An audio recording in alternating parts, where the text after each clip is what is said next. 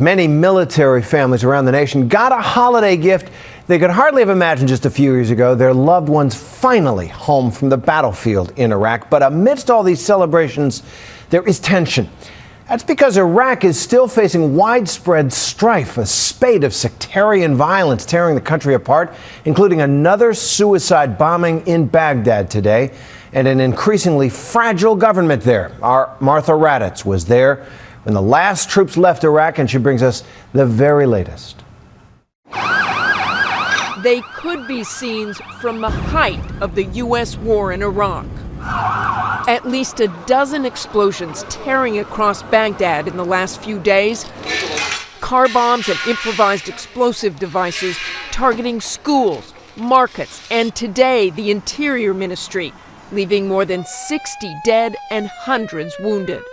And in the halls of power, a different kind of crisis, the Shiite-dominated government issuing an arrest warrant for the Sunni vice president, accusing him of ordering attacks on government officials and police officers. This burst of sectarian unrest and violence comes just days after this. It's over. It's done, son. Going home. The picture-perfect ending to what the U.S. military called Operation New Dawn.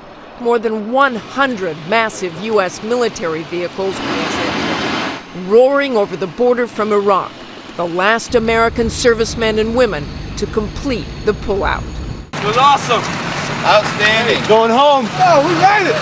Woo! For both the U.S. and the Iraqis, this war, one of the most controversial in modern history, seemingly had many endings.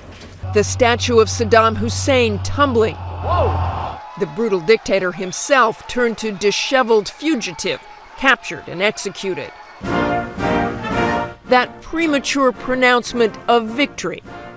Major combat operations in Iraq have ended. Yet the war continued after each of those milestones. $800 billion, nearly 4,500 U.S. lives, more than 30,000 Americans wounded, and more than 100,000 Iraqi lives. Which is why the final march out seemed so surreal. The 500 soldiers on the last convoy gathered at Camp Adder in southern Iraq earlier this month to make final preparations for the ride out. At the very front of this last convoy, there will be route clearing vehicles. They will be the vehicles and the personnel looking for roadside bombs. This is still a very dangerous place. Which is why we left in darkness for the more than 100-mile journey, and why soldiers were constantly vigilant. Yeah, you got a bus or a vehicle coming up on your left side from there, the median. Overhead, layers of surveillance and reconnaissance tracked our convoy's progress at every moment. These images from an unmanned Predator drone. Inside the armored vehicle, the soldiers looked forward to home. I just want to be able to order a pizza, not go anywhere, just sit in my room, order a pizza, drink some beer. And this was them at Halloween. Specialist Jason McIntyre was eager to see his daughter, born just 5 days before he left for Iraq. And while there wasn't a soldier we spoke to who did not talk about this war with pride, the high price was never far from their minds. For all the soldiers before me, that gave the ultimate sacrifice just for this day right here. I mean, they may not be here to see it, but it happened. It wasn't for nothing.